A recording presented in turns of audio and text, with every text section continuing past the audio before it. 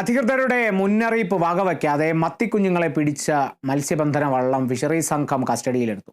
തൃശൂർ ചേറ്റുവ ഹാർബറിൽ നിന്നാണ് വള്ളം പിടിച്ചെടുത്തത്. വള്ളത്തിലുണ്ടായിരുന്ന 10 സെന്റിമീറ്ററിൽ താഴെ വലിപ്പമുള്ള 5000 കിലോ മത്തിക്കുഞ്ഞുങ്ങളെ ഫിഷറീസ് അധികൃതർ പിടികൂടി.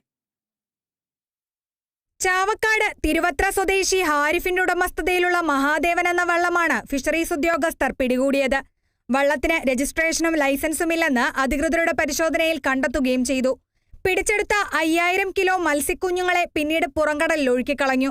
വള്ളമുടമയിൽ നിന്ന് തൃശൂർ ജില്ലാ ഫിഷറീസ് ഡെപ്യൂട്ടി ഡയറക്ടർ നിയമ നടപടികൾ പൂർത്തിയാക്കി പിഴ ഈടാക്കും.